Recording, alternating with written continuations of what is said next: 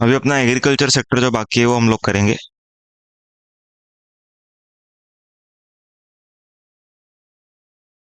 Agriculture sector में हम लोग देखें कि जो फार्मर को एग्जिम्पशन है ना, जो फार्मर वगैरह ये लोग को क्या एग्जिम्पशन है जीएसटी में, वो हम लोग देखेंगे ये सेक्टर में। तो एग्रीकल्चर सेक्टर में सबसे पहला एग्रीकल्चर प्रोड्यूस का मीनिंग क्या है वो हम लोग समझते हैं। Agriculture produce means any produce out of cultivation of plants and rearing of live form of animals. Okay, produce out of cultivation of plants and rearing of live form of animals.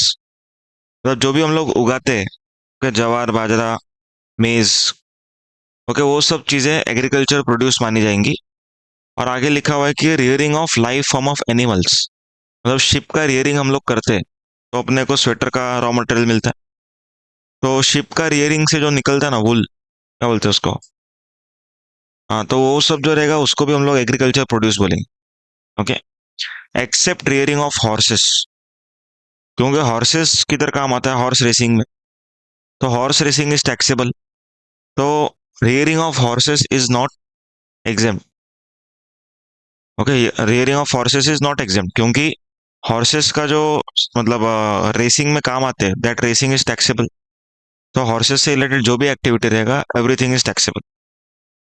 Okay, for food fibre fuel और raw material और any other similar product का मतलब food के लिए रहेगा या तो fibre fuel raw material, मतलब कि कोई भी चीज के लिए यूज हो रहा है। On which either no processing is done, मतलब कि वो जो रॉ मटेरियल है उसके ऊपर कोई प्रोसेसिंग इन लोगों ने नहीं करना चाहिए, या तो अगर कर रहे तो उतना ही करना चाहिए जो कल्टीवेटर करता है, मतलब जिसने उगाया वो करता है। वे फॉर एग्जाम्पल समझो कि गेहूं मैंने उगाया, ओके, वो पूरा छिलका छिलका था, अभी उसको थ्रेशिंग करके अलग किया। ओके, मतलब ऐसा छिलका रहता है गेहूं का, ओके, उसको ऐसा पटक पटक के अलग किया उसको, तो उतना चलेगा, ओके, दैट इज ओके। लेकिन अगर मैंने पोटैटो उगाया और बेचने से पहले उसको फ्रोजन पोटैटो, मालूम है पोटैटो चिप्स रहता है, ओके, तो फ्रोजन पोटैटो चिप्स में उसको मैंने कन्वर्ट कर दिया, उतना प्रोसेसिंग नहीं चलेगा। ओके, पोटैटो उगाया आपने, पोटैटो को धोने तक या तो पोटैटो को गोनी में पैक करने तक, ओके, इट इज ओके। लेकिन अगर पोटैटो का आपने क्या कर दिया, पोटैटो चिप्स बना दिया, वो नहीं चलेगा। ओके, तो नो फर्दर प्रोसेसिंग चाहिए, या तो प्रोसेसिंग चलेगा लेकिन कौन सा प्रोसेसिंग चलेगा, as is usually done by cultivator, मतलब जो उगा रहा है खाली वही कर सकता है वही, which does not alter it's essential characteristics but makes it marketable for primary market. Okay, primary market और सेकेंडरी मार्केट मतलब क्या, देखो, सेकेंडरी मार्केट मतलब अपन जो दुकान में जाके लेते हो, और प्राइमरी मार्केट मतलब वाशी एपीएमसी से अपन जो लेते हो। ओके, तो एपीएमसी में बिकने के लिए अपने को जो प्रोसेसिंग करना पड़ेगा वो कर लो, दैट इज ओके। समझ में आ रहा है पॉइंट। जो मार्केट रहता है होलसेल मार्केट, ओके, उसमें मार्केटिंग करने के लिए जो प्रोसेसिंग करना पड़ेगा तो चलेगा, लेकिन कस्टमर तक बेचने के लिए आपको प्रोसेसिंग नहीं करना है। मतलब एप्पल अपने को जाली वाला थैली में मिलता है, ओके, और अपन अगर रिलायंस स्मार्ट वगैरह में जाते हैं, मतलब वो कौन सा रिलायंस फ्रेश वगैरह के, ओके, उसमें कैसा रहता है, वो 100 100 ग्राम का पूड़ी बना के देता है। ओके, तो वो सब नहीं चाहिए अपने को। ओके, उतना उतना नहीं होना चाहिए, 100 100 ग्राम का पैकेट वाला नहीं। अगर गोनी गोनी में है then it can be exempt, लेकिन ऐसा पूड़ी में रहेगा पैकेज्ड, तो फिर उसको हम लोग टैक्सेबल बोलेंगे। क्लियर रहेगा point. Okay, in case of agriculture produce, agriculture sector, following are exempt. सबसे पहला, operations on agriculture produce such as cultivation, harvesting, threshing. देखो, हम लोग को एग्रीकल्चर प्रोड्यूस उगाने का है, ओके, उसके लिए हम लोग क्या करेंगे, कल्टीवेशन का सर्विस लेंगे किसी से। नॉर्मली तो अपने ही एम्प्लॉयज होंगे, लेकिन अगर हम लोग के कोई इतने एम्प्लॉय नहीं है या तो गाँव गए, तो हम लोग क्या करेंगे, हम लोग मैन पावर सप्लाई लेते हैं ना हम लोग, वैसे हम लोग 4 5 वर्कर को बुलाएंगे, वो नीचे भी कवर्ड है, okay, supply of farm labour करके। लेकिन कल्टीवेशन के लिए हम लोग क्या कर रहे हैं, कुछ सर्विस ले रहे हैं, then also that services would be exempt. उसके बाद हार्वेस्टिंग। हार्वेस्टिंग मतलब काटना। ओके, अपना क्रॉप उग गया तो उसको काटेंगे, तो हार्वेस्टिंग करवाना, that is also exempt supply. उसके बाद थ्रेशिंग, अभी अभी एक एग्जाम्पल दिया। ओके, उसको ऐसा पटक के दाने को अलग करते हैं, उसको बोलते हैं threshing. Testing of agriculture produce. Okay, हम लोग का जो प्रोड्यूस है ना, वो बनने के बाद हम लोग को टेस्टिंग कराना पड़ता है। ओके, एफएसआई सर्टिफिकेट के लिए, या तो फिर एक्सपोर्ट करने के पहले। तो वो सब जो हम लोग कर रहे हैं ना, that is also exempt supply. उसके बाद loading, unloading and supply of farm labour. Loading, unloading and supply of farm labour. माथाड़ी वर्कर सुना है कभी? माथाड़ी वर्कर्स सुना है? माथाड़ी, माथाड़ी यूनियन रहता है एक। मतलब कि अगर समझो कि आपका बड़ा सा ट्रक आया है मुलुंड में, तो उसको अनलोड करने का काम वो वर्कर ही करेंगे, उनका यूनियन। जैसे कूली रहता है ना ट्रेन का, भी ट्रेन से समझो उतरा पैसेंजर, और उधर कोई दूसरा ही पर्सन आके खड़ा है माल लेने को, कैसा लगेगा? तो वैसे ही ना, ये लोग क्या बोलते हैं, माथाड़ी यूनियन, इनका यूनियन है। अगर समझो कि कुछ गुड्स आया, तो अनलोड कौन करेगा? माथाड़ी वर्कर करेगा। तो लोडिंग, अनलोडिंग, क्योंकि वो लोग ही करते हैं। सप्लाई ऑफ फार्म लेबर, मतलब कि वर्कर को हम लोगों ने क्या बोला कि इधर आओ, 4 दिन काम करके जाओ। ओके, तो उसने हम लोग को फार्म लेबर पे, मतलब फार्म पे काम करके दिया, फार्म लेबर। उसका टेंडिंग, प्रूनिंग, कटिंग। ओके, इसका मतलब क्या होता है? नर्सरी देखा है कभी? जूनियर केजी वाला नहीं। ओके, प्लांटेशन का जो नर्सरी रहता है, नर्सरी। ओके, वो नर्सरी में वो लोग ना क्या करते हैं, सब झाड़ों को एकदम प्रॉपर मैनेज करते हैं। ओके, कटिंग करना, उसको संभालना, तो वो सब मैनेज वगैरह काम करने वो लोग किधर करते हैं? ओके, नर्सरी में करते हो लोग। समझ में आएगा पॉइंट? तो नर्सरी वगैरह में करते हो लोग, तो उसको हम लोग क्या बोलते हैं? Exempt supply. Okay, tending, pruning, cutting. Clear है का point? Which do not alter essential characteristics for being primary market. मतलब प्राइमरी मार्केट में वो लोग बेच पाने चाहिए। ओके, उतना प्रोसेसिंग चलेगा। उसके बाद renting, leasing of agro machinery. Renting और लीजिंग ऑफ एग्रो मशीनरी और वैकेंट लैंड। देखो, एग्रो मशीनरी मतलब कि जो मशीन्स एग्रीकल्चर का मतलब काम करने में यूज आता है। जैसे एक ट्रक रहता है, मालूम है? एक जाड़ा सा टायर रहता है उसका, एकदम जाड़ा टायर रहता है। वो फ्लोइंग के लिए काम आता है। क्योंकि जूने जमाने में कैसा वो बैल से करते थे, लेकिन वो महिंद्रा का ट्रक आने लगा, एकदम जाड़ा टायर का। तो ट्रक अगर चलाएंगे फार्म पे, तो ऑटोमेटिकली प्लोइंग हो जाता है। तो that is called as agro machinery. आ रहा समझ में? Agro machinery. ओके। उसके बाद वो शार्क टैंक देखा है क्या तुम लोगों ने? उसमें देखो एक आया था, जुगाड़ू कमलेश करके। ओके, उसने ना एक मशीन बनाया था, स्प्रिंकलर। मतलब वो चलते चलते पानी का स्प्रे मारता था। ओके, तो वो मशीन उसने क्या किया, बना के बेचा भी और भाड़े पर भी दिया। तो that is called as renting of agro machinery. Okay. उसके बाद vacant land. Okay, vacant land मतलब कि खाली जमीन है, उसको वो लोगों ने क्या किया, भाड़े पर दिया।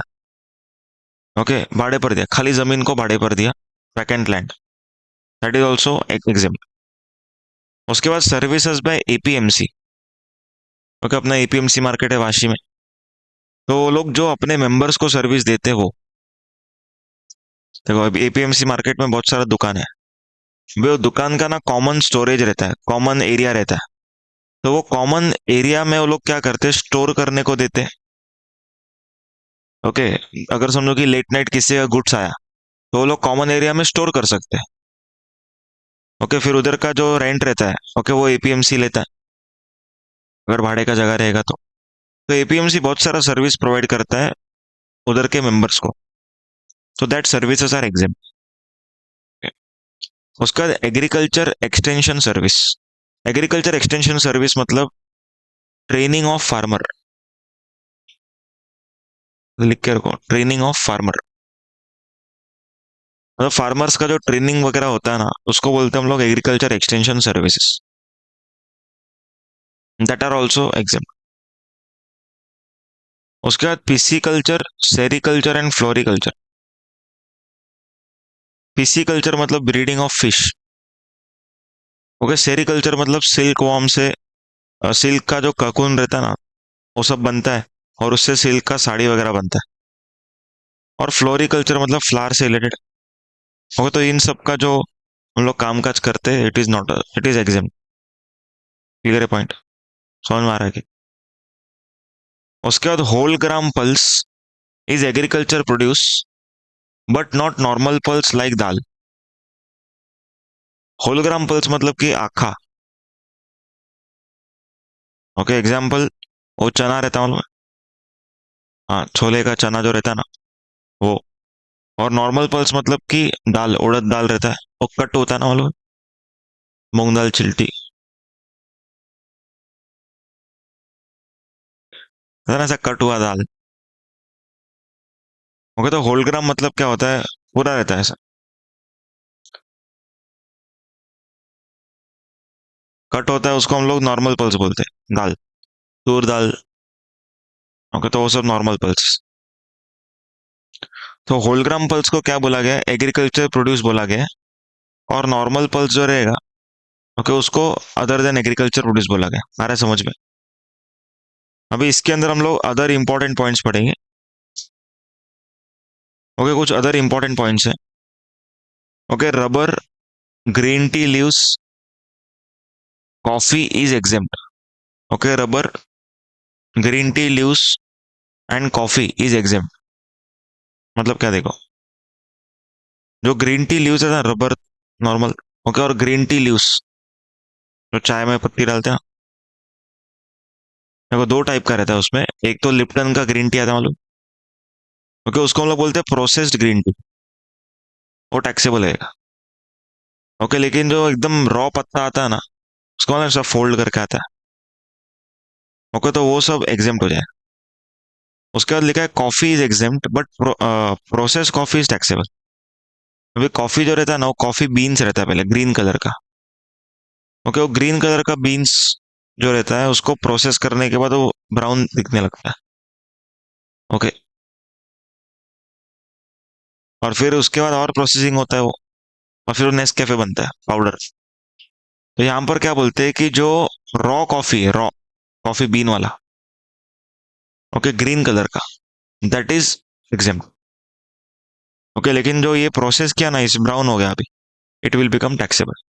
समझ में?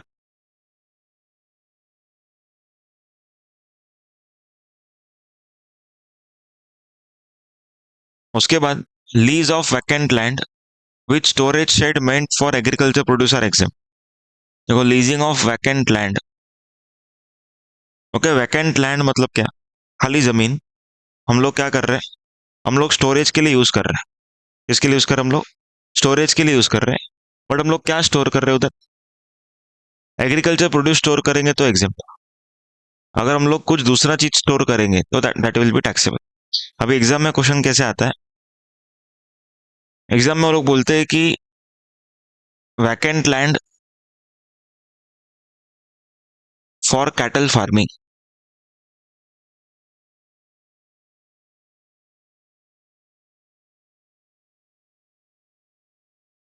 Vacant land use for cattle farming.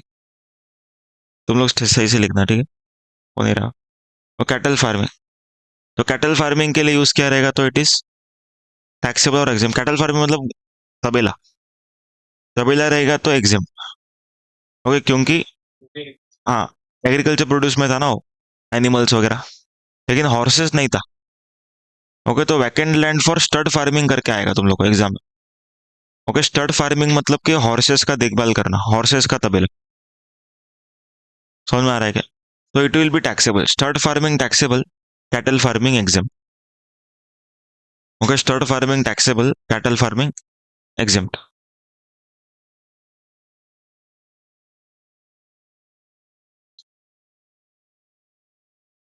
उसके बाद process products of black tea, green tea, white tea, jaggery are taxable. Okay, तो ये सब जो टी रहता है ना, अलग अलग, लिप्टन का green tea, black T, white T भी रहता है, ओके, फेस पे ग्लो वगैरह लाने के लिए। तो जिसका ग्लो उड़ गया वो लोग लेके आ सकते। ओके, तो व्हाइट टी तो व्हाइट टी वगैरह सब अपन पी सकते। Okay, jaggery are taxable. Jaggery is made from sugarcane. Okay, sugarcane is agriculture produce but not jaggery. Okay, however whole grain pulse is exempt. Okay, whole grain pulse मतलब कि हम लोग अभी अभी हम लोगों ने एक पॉइंट पढ़ा था, याद करो। हाँ, चना वगैरह। तो ये सब क्या रहेगा, एग्जेम्प्ट रहेगा। Is it clear? उसके बाद pre conditioning, pre cooling, ripening, waxing. देखो, pre conditioning, pre cooling, ripening, waxing का मतलब क्या है? फॉर एग्जाम्पल, हम लोग ने ऑफ सीजन कुछ खरीद लिया, तो उसको अपने को स्टोर करना पड़ेगा एक स्पेसिफाइड डिग्री पर, तो ही वो रिटेन हो पाएगा। अभी समझो पोटैटो हम लोगों ने आज खरीदा, भाव सस्ता है करके। अभी पोटैटो चिप्स बनाने के आपको 4 महीने बाद, तो 4 महीने तक उसमें वाटर कंटेंट उतना नहीं रहेगा, वो पानी का कंटेंट जो रहता है ना आलू में, वो कम होते रहेगा। तो इसीलिए हम लोग को क्या करना पड़ेगा, उसको एक स्पेसिफिक टेम्परेचर पे स्टोर करना पड़ेगा। तो उसको हम लोग बोलते हैं pre conditioning, pre cooling. Ripening मतलब पकाने का सर्विसेज। ओके, कैरी रहता है, कैरी। और कैरी सबको प्रिय है। ओके, तो उसके उसको हम लोग क्या करते हैं, मैंगो में बनाते हैं, उसको बोलते हैं राइपनिंग। क्लियर है? उसके बाद वैक्सिंग। वैक्सिंग मतलब कि जो अनवांटेड पार्ट्स रहता है उसको कट करना। ओके, एप्पल जो रहता है, ओके, उस पर व्हाइट व्हाइट ऐसा दाना दाना रहता है, उसको साफ सफाई करते ना, उसको बोलते हैं वैक्सिंग। एंड ऑरेंज वगैरह में क्या होता है, शाइन लेके आते हैं, ओके, उसको भी हम लोग वैक्सिंग ही बोलते हैं। उसके बाद retail packing, labelling of fruits and vegetables. Okay, retail packing and labelling. Retail packing का मतलब क्या रहता है? रिटेल पैकिंग मीन्स जो अपने को जाली वाला थैली मिलता है ना, ओके, वो भी एग्जेम्प्ट ही है। लेकिन कंडीशन क्या है? कंडीशन ये है कि उसका जो प्राइमरी नेचर है वो चेंज नहीं होना चाहिए। मतलब पैक करने के बाद वो एप्पल एप्पल ही होना चाहिए बस। समझ में आ रहेगा पॉइंट? कट करने का तो एप्पल एप्पल ही होना चाहिए। समझ में आ रहा है? ओके, तो इट विल बिकम एग्जेम्प्ट। तो यहाँ पर लिखा है which do not alter essential characteristics, okay, of the said fruits and vegetables. समझा point?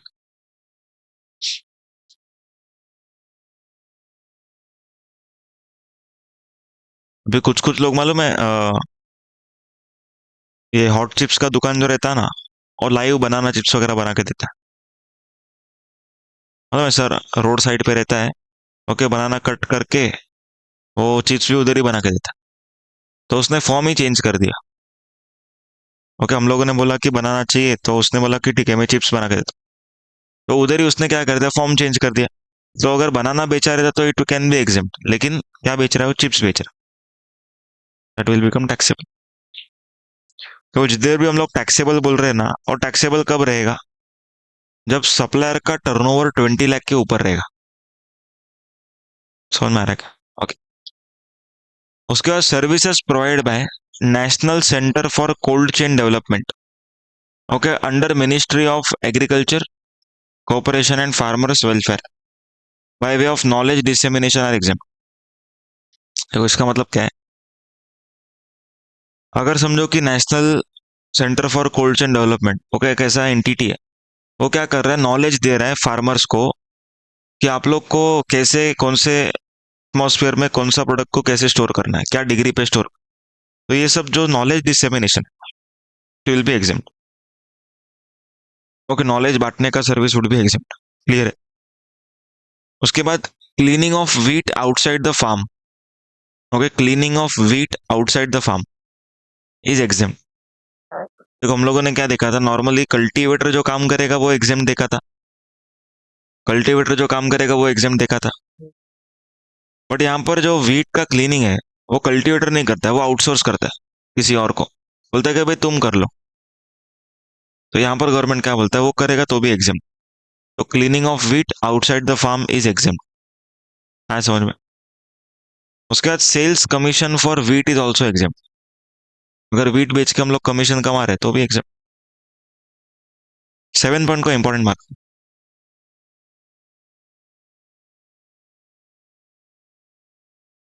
Okay, milling of paddy into rice is taxable. Okay, taxable वाला पॉइंट है, milling of paddy into rice is taxable, taxability का point है ये। समझा point? भाई milling of paddy into rice क्या रहता है? पैडी मतलब क्या? देखो राइस जब अपने को व्हाइट दाना दिखता है ना, ऐसा नहीं रहता है। वो ब्राउन कलर के कोटिंग में रहता है पहले। बाद में क्या होता है, उसको पहले सुखाते हैं। सुखाने के बाद मिलर करके एक रहता है। ओके, उनको दिया जाता है। ओके, उनको क्या कहा जाता है कि आप क्या करो, मशीन में डालो इसको और छिलके को अलग करो। ओके, तो वो लोग क्या करते हैं, वो राइस में पॉलिश देते हैं। ओके, और वो अलग भी करते हैं। तो उसको हम लोग बोलते हैं milling of paddy into rice. Paddy मतलब जो राइस का एकदम रॉ फॉर्म रहता है उसको बोलते हैं पैडी। और उससे क्या कन्वर्ट हो रहा है? Rice. It will become taxable. आया समझ में? ओके, उसके बाद लोडिंग, अनलोडिंग, पैकिंग, स्टोरेज और warehousing of agriculture produce including rice are exempt. Okay, तो loading, unloading, packing, storage everything exempt रहेगा, पर किसका एग्जेम्प्ट रहेगा? एग्रीकल्चर प्रोड्यूस का। आ रहा है समझ में? ओके,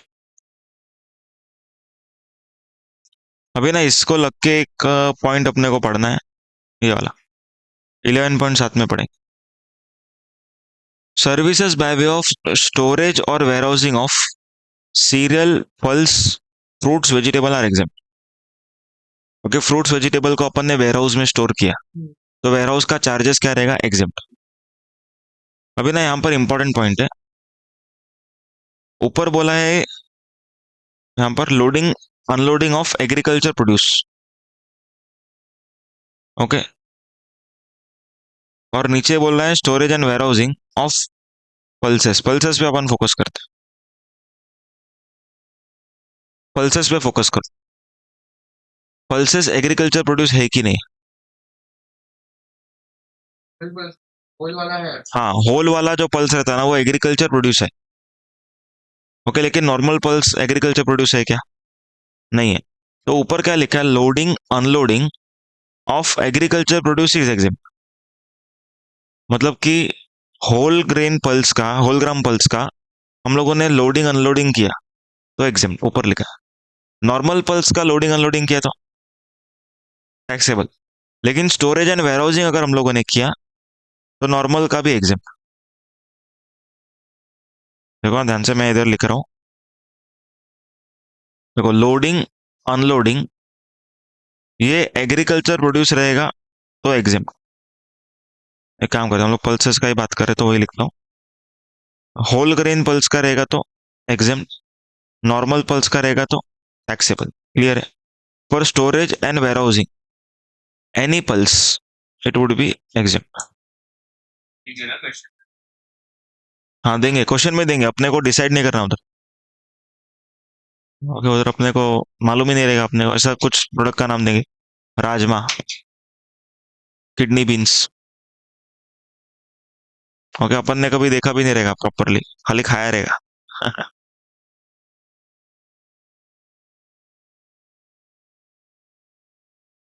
क्या क्या? हाँ।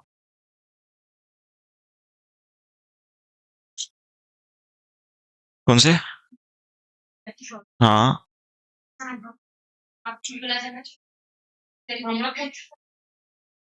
नहीं नहीं नहीं, उसमें कैसा कि फॉर्म चेंज नहीं होना चाहिए, या तो ऐसा पैकेट में नहीं बिकना चाहिए, ऐसा थैली में रैप करके लेबल लगा के बेचते हैं ना, ब्रांडेड ब्रांडेड नहीं होना चाहिए। ऐसा लूज में बेचेंगे तो चलेगा। हाँ,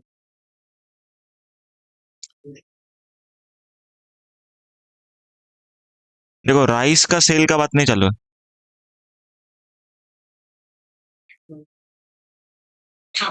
हाँ, कोई भी राइस चलेगा। Any rice, any rice. नहीं नहीं, एनी राइस, हाँ। उसके बाद नेक्स्ट, आर्टिफिशियल इंसेमिनेशन। क्या हुआ? Artificial insemination of livestock other than horse are exempt. मतलब हम लोग दो अलग ब्रीड को मर्ज करके कुछ अलग ब्रीड बना रहे हैं। ओके, तो इंसेमिनेशन का जो प्रोसेस रहता है दैट इज ऑल्सो एग्जेम। लेकिन इसके अंदर बोला है कि हॉर्स नहीं होना चाहिए। ओके, हॉर्स नहीं होना चाहिए। ओके, एक म्यूल करके रहता हूँ ना, म्यूल, सुना है कभी? नहीं। हाँ, डोंकी और हॉर्स। ओके, डोंकी और हॉर्स का मर्ज।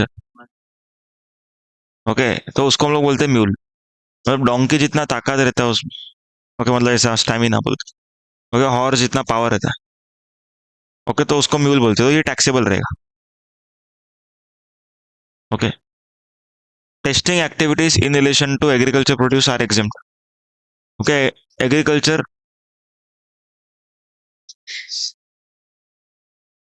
क्या हुआ? देखो सुनो,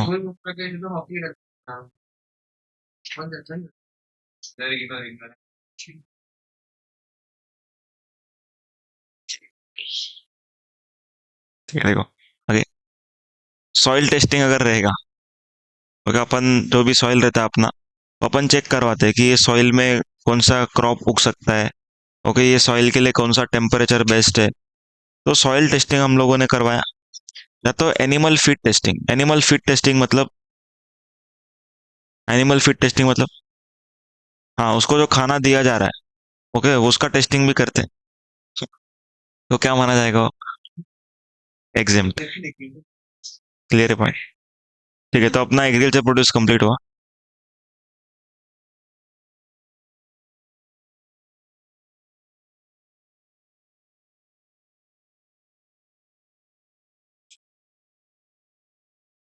देखो ये वाला जो है ना, ये वाला तुम लोग को खुद से करने का। मैं एक बार ना इसका मैकेनिज्म बता देता हूँ, कैसे सोचना है ये बता देता हूँ।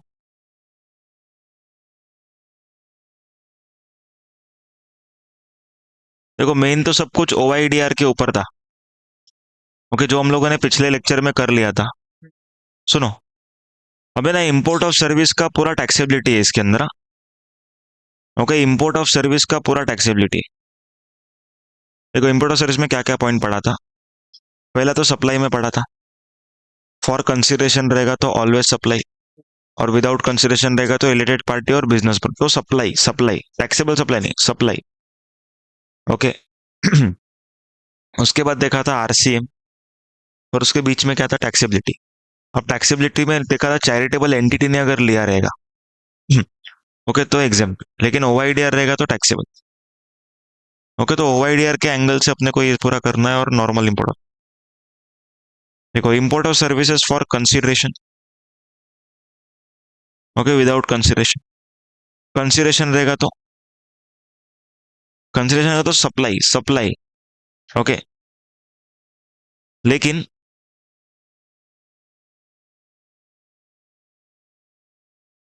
अगर कंसिडरेशन है फॉर एग्जाम्पल, ओके, और बिजनेस पर्पज है, ओके, तो चेक करेंगे कि सामने वाला रजिस्टर्ड है कि नहीं। ओके, रजिस्टर्ड रहेगा तो भी RCM, अनरजिस्टर्ड रहेगा तो भी RCM। ओके, कंडीशन, बाहर वाला इंडिया में तो इंपोर्ट ऑफ सर्विस ही नहीं होना। हाँ, अपना बिजनेस। ओके, तो इधर RCM आएगा दोनों केस। ओके, लेकिन अगर समझो OIDR सर्विस है, काम करता है, इधर लिखता हूँ, OIDR सर्विस अगर रहेगा और कंसिडरेशन दिया, तो क्या रहेगा? टैक्सेबिलिटी। हाँ, रजिस्टर्ड रहेगा तो RCM, अनरजिस्टर्ड रहेगा तो वो आके भरेगा FCM। बरोबर? ठीक है। फॉर कंसिडरेशन अगर चैरिटेबल एंटिटी रहेगा, तो फिर एग्जेम्प्ट। OIDR अलग से कवर कर लिया ना, तो चैरिटेबल को मैं अलग से लिख रहा हूँ। चैरिटेबल ने लिया तो सब कुछ सर्विस एग्जेम्प्ट, बिजनेस ने लिया तो RCM। ओके, और कौन सा बचा? पर्सनल, मतलब हम लोगों ने लिया other than OIDR। Okay, personal other than OIDR, क्योंकि गूगल ने अगर अपने को दिया तो इधर हम लोग कवर हो रहा है। Okay, personal other than RCM, sorry, other than OIDR, exempt. Consideration देंगे तो भी एग्जेम्प्ट। क्लियर है क्या पॉइंट? उसके बाद विदाउट कंसिडरेशन रहेगा तो क्या चेक करने का अपने को? हाँ, related party plus business purpose.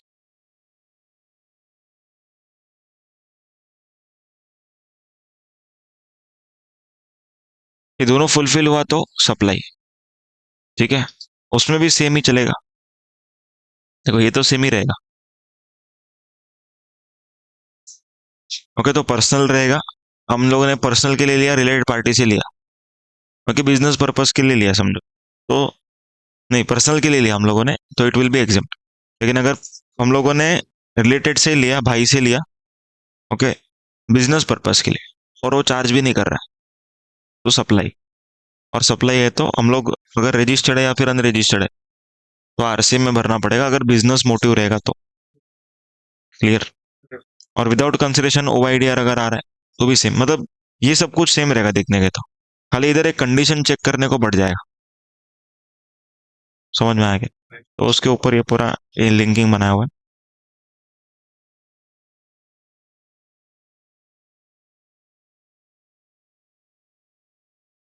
ठीक है, अभी हम लोग ये वाला करेंगे।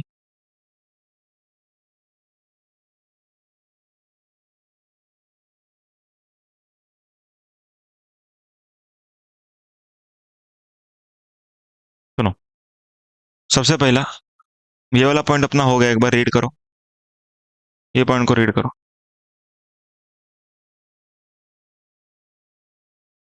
याद आया क्या?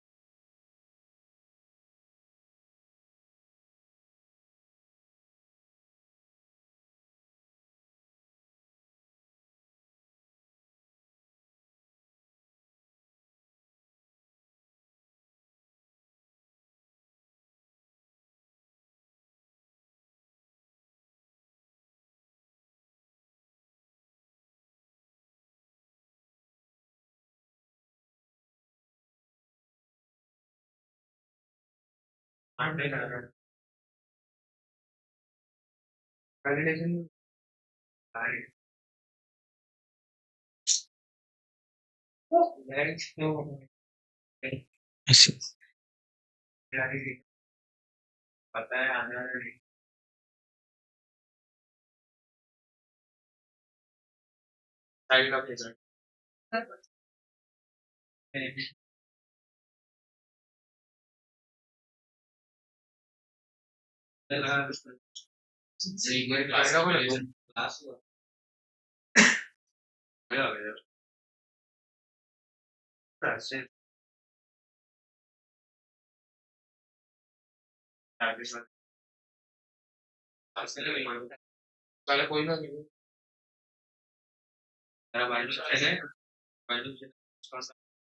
अभी सुनो, यहाँ पर देखो आगे,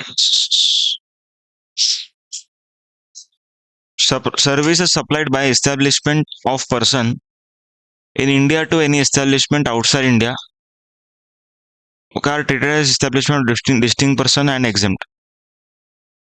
देखो इसका मतलब क्या सुनो,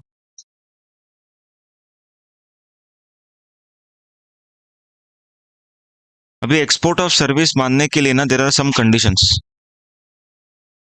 ओके, एक्सपोर्ट ऑफ सर्विस मानने के लिए कुछ कंडीशंस है।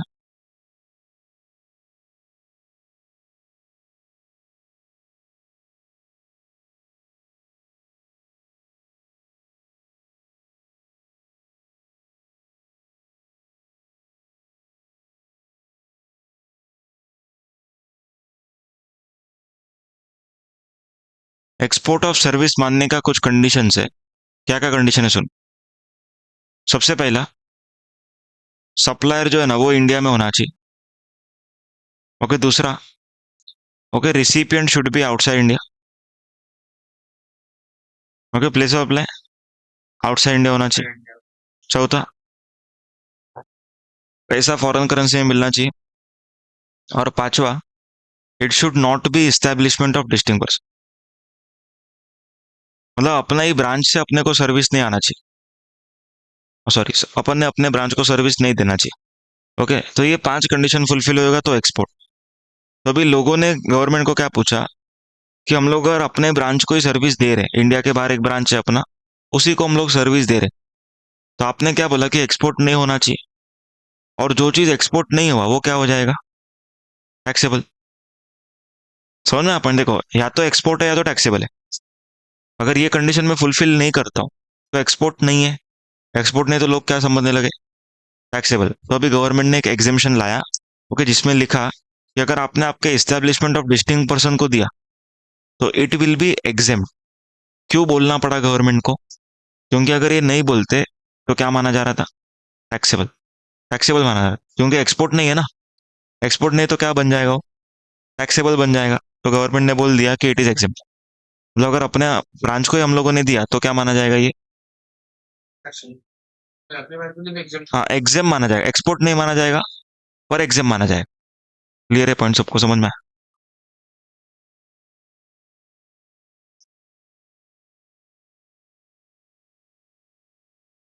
उसके बाद import of services by United Nations और specified international organization for official use of United Nation और इंटरनेशनल ऑर्गेनाइजेशन आर एग्जेम्प्ट।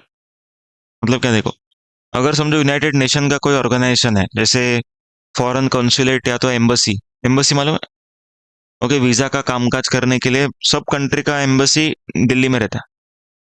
मालूम, जेठालाल पाकिस्तान गया था तो वो लोगों ने क्या किया था, एम्बसी में गए थे ना वो लोग, दिल्ली में मंत्रालय, ओके, एम्बसी में गए और उन लोगों ने पूछा कि जेठालाल को लेके आओ, तो बोलते हैं कि ये तो कागजी कार्रवाई का मामला है, ओके, उधर का सरकार तय करेगा।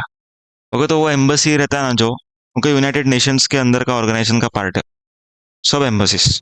तो उन लोगों ने अगर कुछ भी सर्विस लिया, दैट विल बी एग्जेम्प्ट।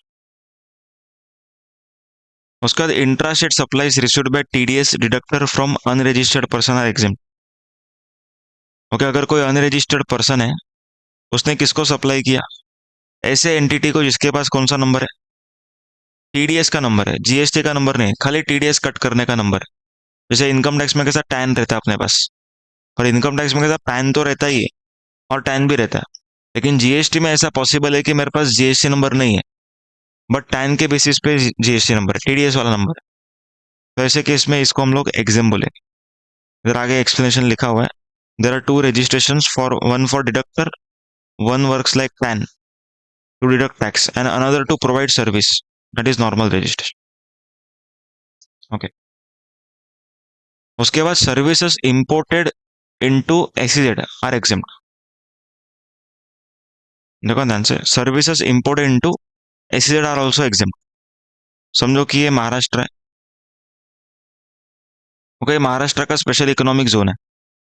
अभी ये इंडिया के बाहर से अगर सर्विस लेता है तो ये सर्विस क्या है, एग्जाम्ड है।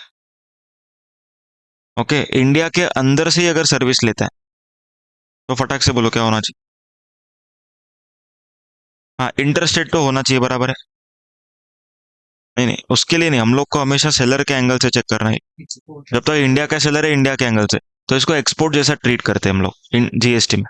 तो इंडिया वाले ने अगर एसिड को बेचा तो it is export, as good as export.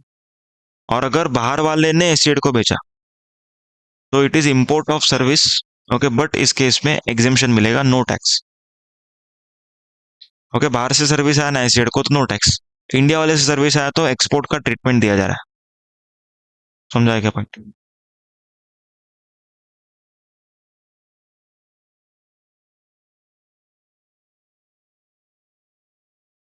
उसके बाद अभी ना कॉस्ट पेट्रोलियम और प्रॉफिट पेट्रोलियम करके, ओके, वो हम लोग समझेंगे।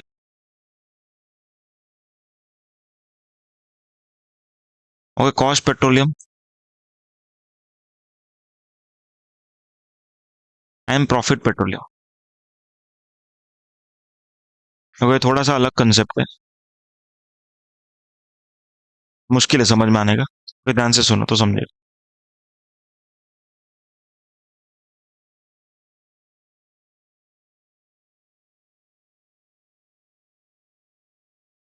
देखो, एक ना प्रोडक्शन शेयरिंग कॉन्ट्रैक्ट होता है, okay, production sharing contract.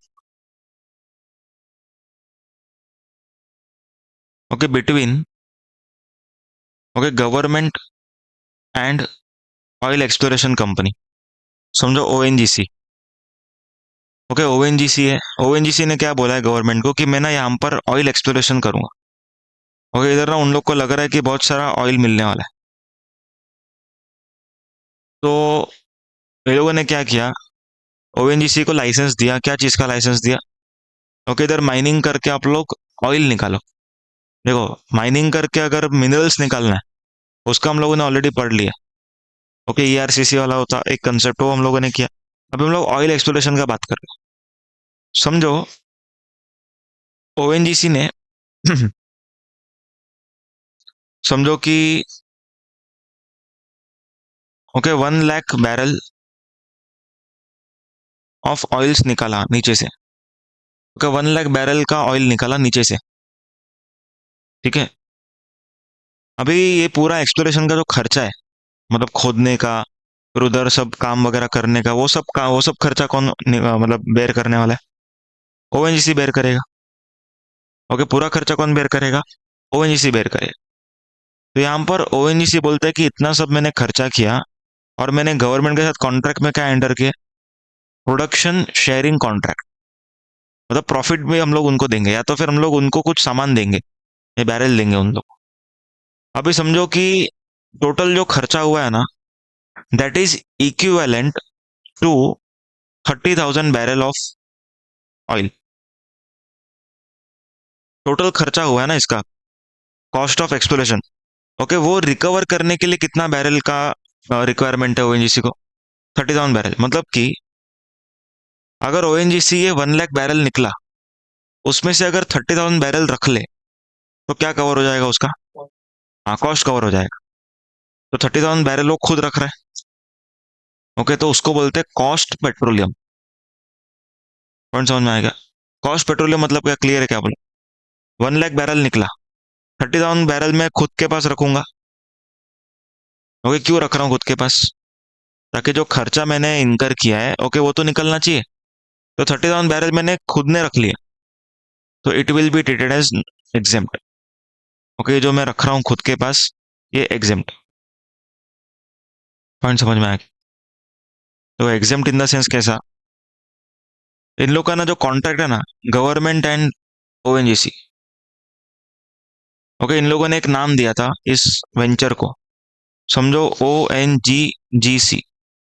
Government है बीच में, लिखा नीचे लिखा, समझो ONGGC। ओके, ऐसा एक कॉन्ट्रैक्ट लोगों ने बनाया। ओके, ये कौन सा कॉन्ट्रैक्ट है? गवर्नमेंट और ओएनजीसी का मिला के।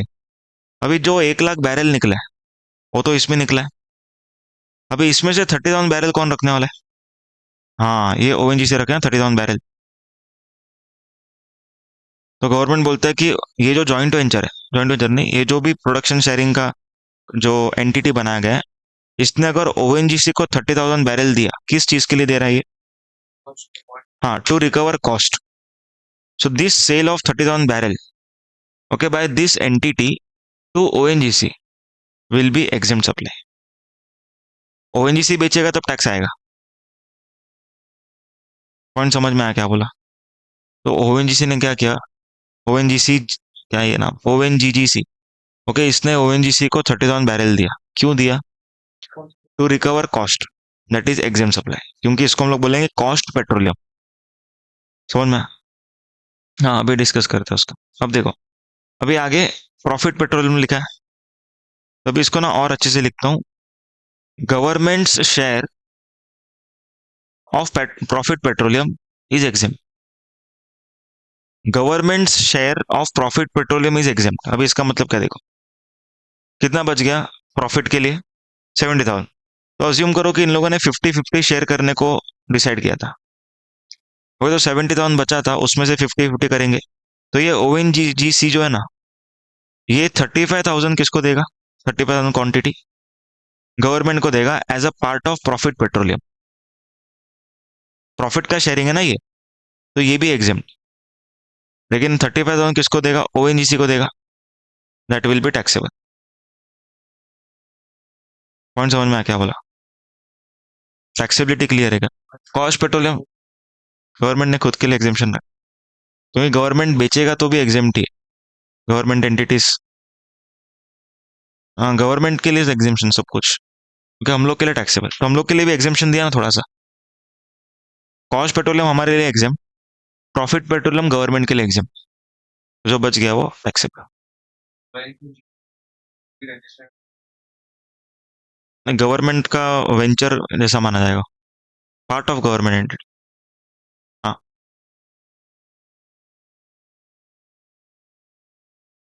नहीं, ओएनजीसी अपना प्रूफ देगा ना, मेरे इतना इतना खर्चा हुआ है, और पर बैरल के कॉस्ट से डिवाइड करेंगे, तो नंबर ऑफ बैरल्स मिलेगा which are used for recovering cost. Clear है पॉइंट? अभी सुनो, अभी ना इसके अंदर एक इंपॉर्टेंट पॉइंट है, ये सबको समझा?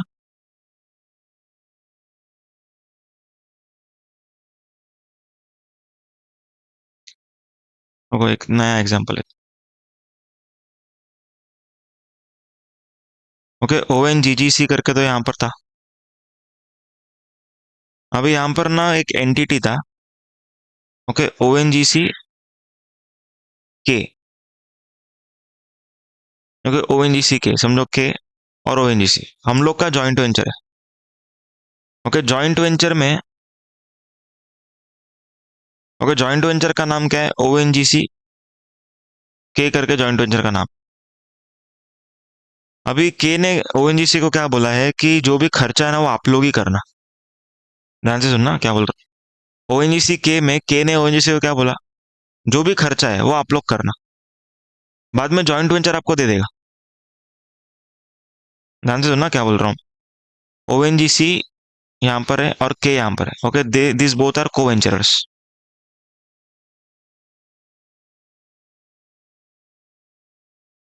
बरोबर। ओएनजीसी के इधर है, ये ओएनजीजीसी है। अभी समझो पूरा का पूरा खर्चा किसने किया है? ओएनजीसी ने किया है। ओके, अभी क्या होएगा देखो। अभी कॉस्ट पेट्रोलियम के हिसाब से ओएनजीजीसी ओएनजीसी के को कितना देगा? ओके, 30,000 बैरल देगा। अभी ओएनजीसी के ये 30,000 बैरल किसको देगा? हाँ, ओएनजीसी को देगा। कौन समझा क्या? अब यहाँ पर गवर्नमेंट क्या बोलता है, जॉइंट वेंचर के हाथ में इट इज एग्जेम्प्ट। मतलब ये ट्रांजेक्शन जो हुआ ना, ये ट्रांजेक्शन एग्जेम्प्ट है। लेकिन जैसे ही ओएनजीसी के ये 30,000 बैरल किसको देगा? ओएनजीसी को देगा, तो दैट विल बिकम टैक्सेबल। देखो ये एग्जेम्प्ट दिया जैसा था वैसे ही। Okay, लेकिन ओएनजीसी के क्या कर रहा है? ओएनजीसी को दे रहा है, क्यों दे रहा है? क्योंकि उसने क्या किया, ओएनजीसी के बिहाफ पे खर्चा किया। समझ में आ रहा पॉइंट? ओके, देयरफॉर ओएनजीसी ने ओएनजीसी के को जो सर्विस दिया, जिसके लिए उसको क्या मिल रहा है? 30,000 बैरल मिल रहा है, दैट विल बिकम टैक्सेबल, और ओएनजीसी को इसका आईटीसी मिल जाए।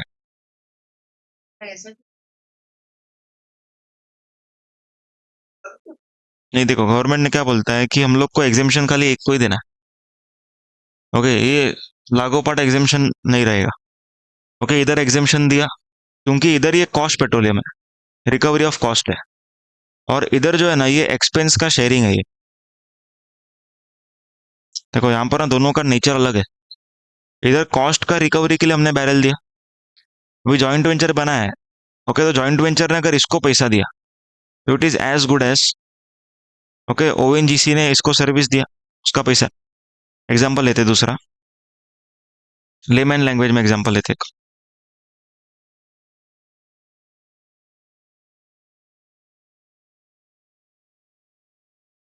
समझो ये जॉइंट वेंचर है। ओके, जॉइंट वेंचर है। अभी क्या हो रहा है, समझो कि जो भी बेंच वगैरह है ना, ओके, वो आरसीए का खुद का बेंचेस वो लोग किधर लेके आ रहे हैं? जॉइंट वेंचर में। अब जॉइंट वेंचर इन लोग को पैसा दे या ना दे, whether it will be supply और नॉट, आरसीए ने क्या किया, खुद का बेंचेस लेके आया जॉइंट वेंचर में। ठीक है। अभी RCA and this joint venture both are related parties, क्योंकि इसमें कंट्रोल कॉमन है। ओके, तो अभी यहाँ पर कुछ भी लेके आया तो it will be supply. Okay, तो बस इसी तरीके से कोवेंचरर और जॉइंट वेंचर के ट्रांजेक्शन को देखना है। अभी समझ में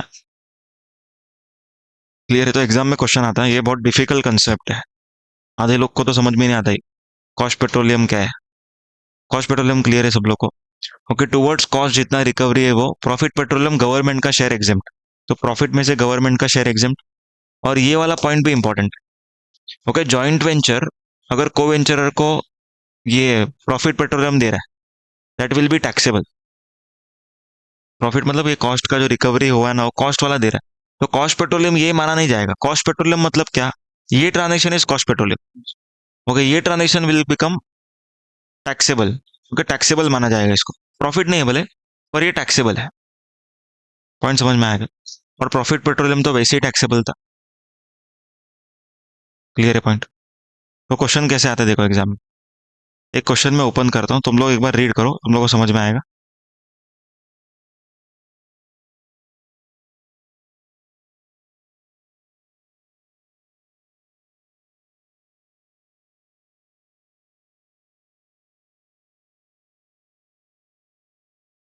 देखो ट्राई करो, अगर जमा तो ठीक है, नहीं जमा तो फिर बाद में देखते हैं।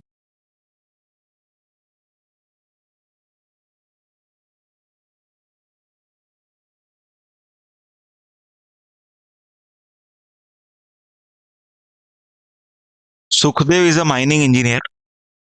He has crossed the threshold limit for registration under GST law and is duly registered in the state of Maharashtra. He effects the following transactions in the month of March. He wants you to compute tax payable. Sukhdev, being an operating member in mining and exploration at Mumbai High, has provided certain services to joint venture, in which he is also participant. He believes that consideration received from joint venture, consideration received, एक second,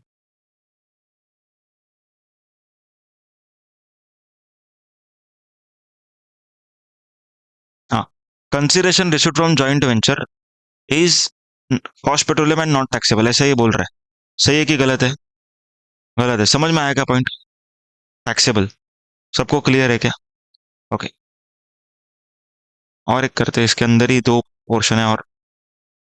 हाँ, he gets a portion of petroleum silt as a part of compensation while exploring petroleum reserves, which as per contract is a part of cost petroleum.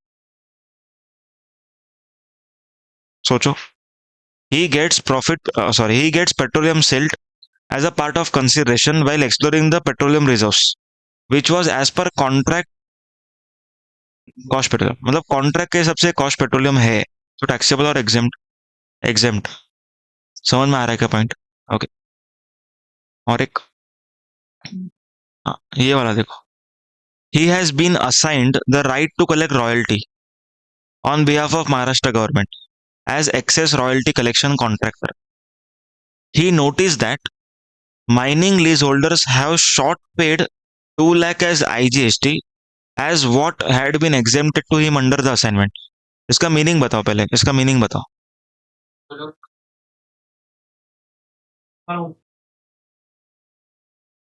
Okay, 17 lakh और 14 लाख। हाँ, समझ में आ रहा है point क्या बोल रहा हूँ? देखो, माइनिंग लीज होल्डर ने 2 लाख का जीएसटी कम भरा है।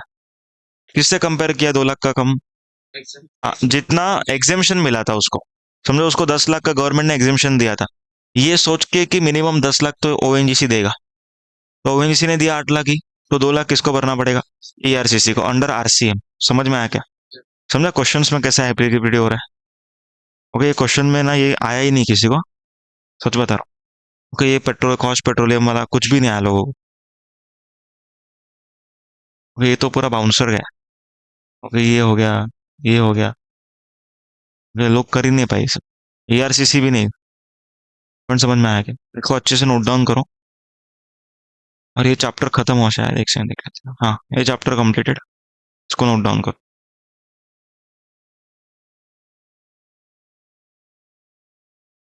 एसी लगाओ ना, एसी।